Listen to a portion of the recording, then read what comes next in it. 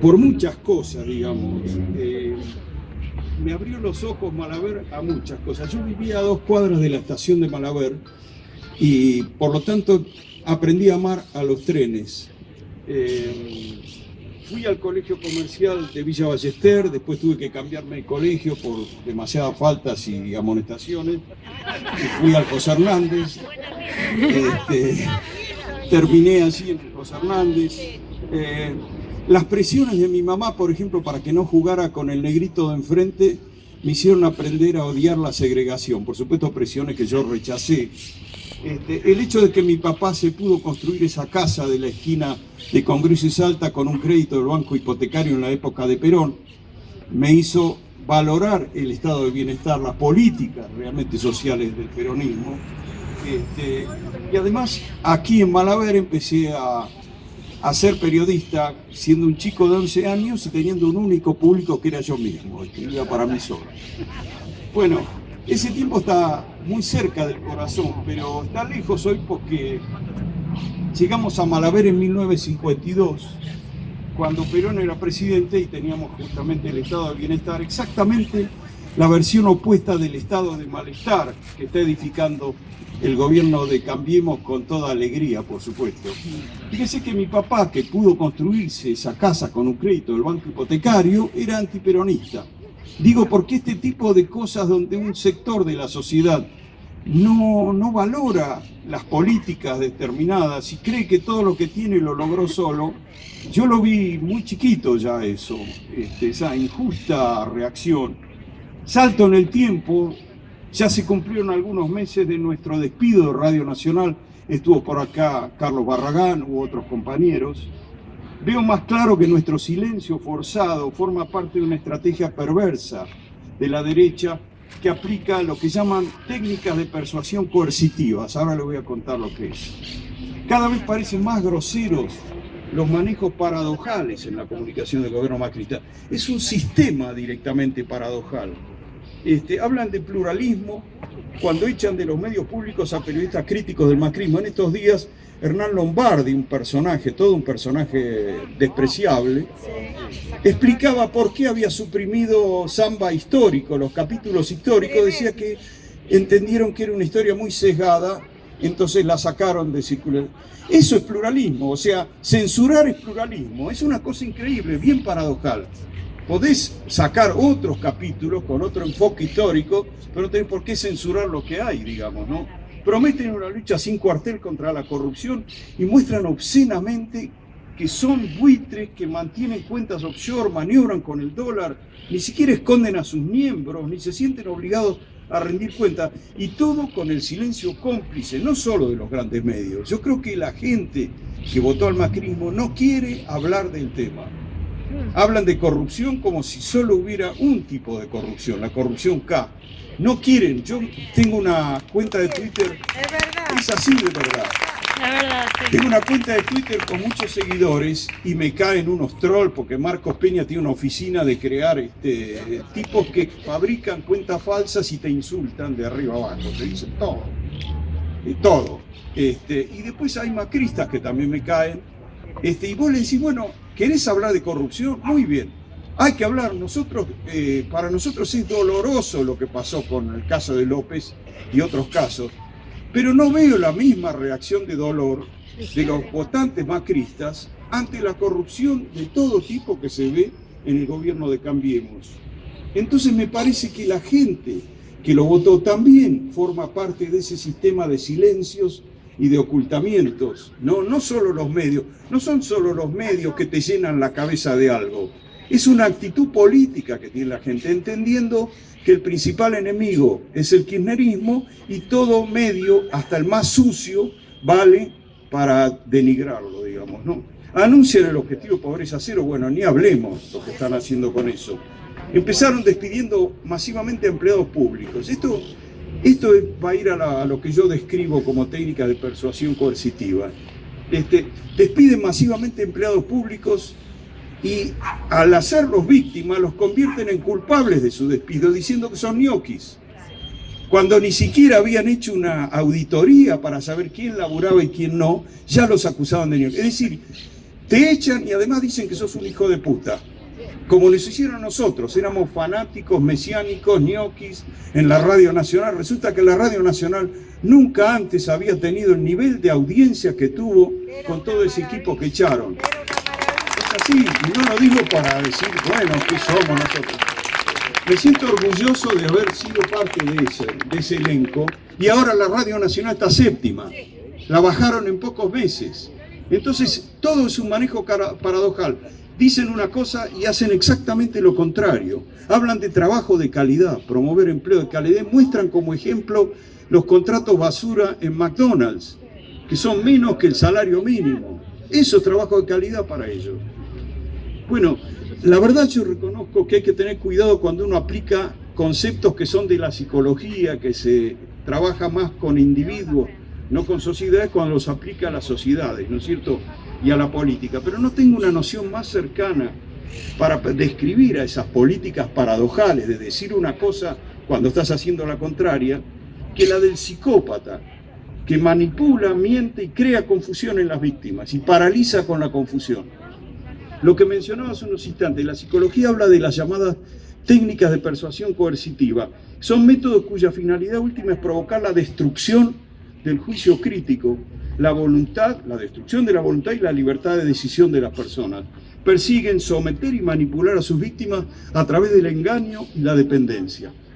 Se nos avisa que estos personajes no tienen reparo alguno en atropellar los derechos ajenos cuando representan un obstáculo para lo que quieren conseguir, ¿no es cierto? Son manipuladores, usan a los demás para el logro de sus objetivos y no dudan en aprovechar la debilidad ajena. Mienten con frecuencia y con gran facilidad. Esto es una caracterización que hace la psicología que yo la veo muy apropiada para ver lo que hace este gobierno de la derecha. Basta pensar en las ideas que pone el asesor estrella de Macri, Jaime Durán Barba, para entender cómo opera esta forma retorcida de presentar los hechos al revés de cómo son. A Macri y su discípulo se le nota una combinación de odio de clase e indiferencia social, mientras propaga mensajes hipócritas de autoayuda, como si fueran los autores de autoayuda del tipo todos juntos podemos. Y mientras tanto te está rompiendo el que te dije. Fíjense, en la escena cuidadosamente preparada de Cresta Roja, parecía un Tarzán perverso. Macri, vetando la ley antidespido bajo el pretexto de defender a los trabajadores, lucía en realidad como el tipo que clava una estaca a sus víctimas mientras lanza un grito de guerra al canto de un vencedor en tierra arrasada. Estaba diciendo, mirá cómo puedo con todos ellos. Creo que este mensaje esquizofrenizante de presentar como blanco lo que es negro, no se podría instalar, por supuesto, sin el apoyo de los tanques mediáticos, ¿no es cierto? Que refuerzan algo que no lo inventaron los tanques mediáticos, que está en la gente, que es la doble vara para juzgar lo que hace la corrupción, por ejemplo, de los propios y de los ajenos, ¿no es cierto? La doble vara para juzgar moralmente, digamos, ¿no? Y tapar a los propios. Cuando uno le dice, hablemos también de tu corrupción. Bueno, los ejemplos de Prat Guy, González Fraga, Sanz, todo el tiempo lanzando exabruptos clasistas, pero los medios lo hacen más que ellos, permanentemente y de manera sutil, enseñando que lo bueno era una fiesta irresponsable, no debía tener lugar. También le son funcionales, como decía el compañero, los dirigentes peronistas y kirchneristas que sueñan con que Cristina quede fuera del juego para encontrar una oportunidad de ellos de ascender. Y el sindicalismo bandorizado de la CGT, que la historia nos enseñó que siempre traiciona. Realmente estos hechos son terribles, nos están afectando mucho. Castelo decía, pero en otro momento, en 2003 más o menos, 2002, cuando la época que empezamos el programa en Radio Mitre, o en Radio El Plata primero, decía, nos están cagando a trompadas en el piso, pero nos vamos a levantar. Nos vamos a levantar. Eso va a pasar de verdad y por eso estamos acá acompañando para que eso suceda lo más rápido posible. Muchas gracias. Gracias, Jorge, muy claro en todos sus conceptos. Bueno, ahora le vamos a dar la palabra a otro compañero que desde su lugar también, desde su trinchera, lucha y pelea día a día. Vamos a recibir como lo merece el compañero Carlos Valle. Sí, en realidad tendría que haber hecho un precalentamiento. Es difícil salir en frío a la cancha, dicen, ¿no? Y bueno, en cuanto al tema, voy a tocar brevemente el tema de lo que está ocurriendo con las jubilaciones y pensiones, porque deseo hablar de otras cosas que son tanto o más importantes que el problema nuestro.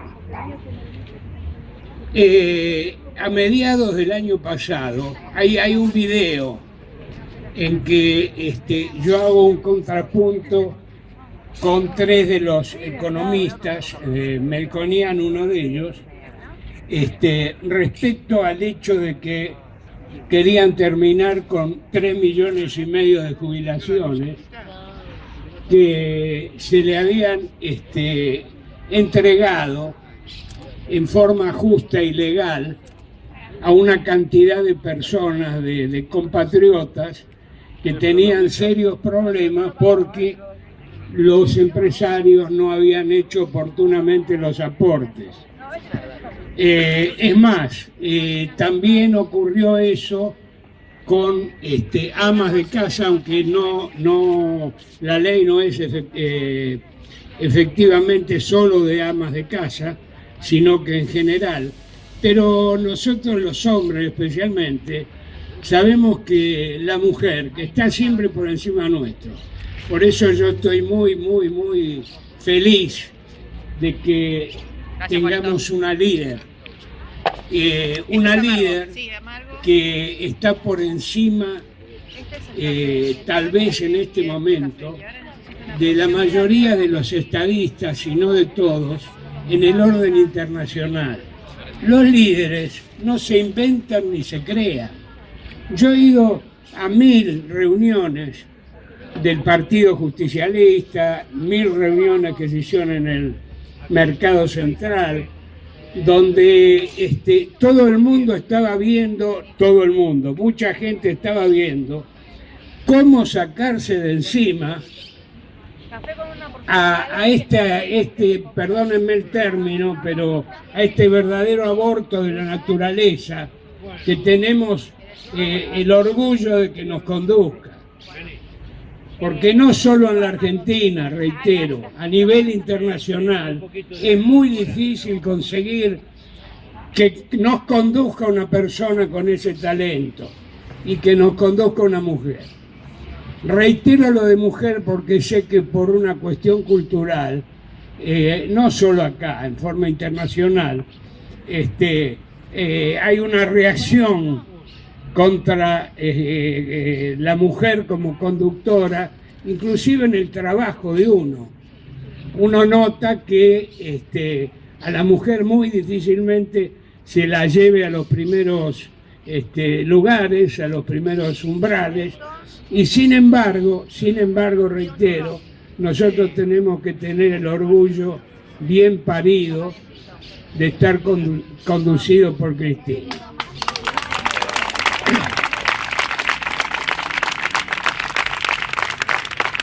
No me extraña en lo más mínimo. Yo les voy a contar algo, yo no quiero extenderme demasiado, pero por otra parte algunas cosas que me van viniendo a la mente se las tengo que comentar. Yo soy porteño, pero vivo en Morón desde el año 56 por razones obvias, porque estuve involucrado en el movimiento 9 de junio y porque fui el enlace de la resistencia peronista. Les comento esto porque soy el único sobreviviente de las 3 personas que durmieron en el exilio con Perón. O sea, cuando digo esto, lo digo por un motivo muy particular, para que se den cuenta que cuando hablo de determinadas cosas, no lo digo porque esté en una posición distinta.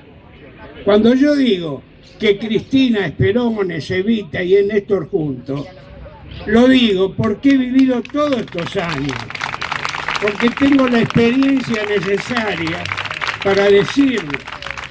Los que contraponen a los muertos Porque ¿quién me puede decir ahora que la lista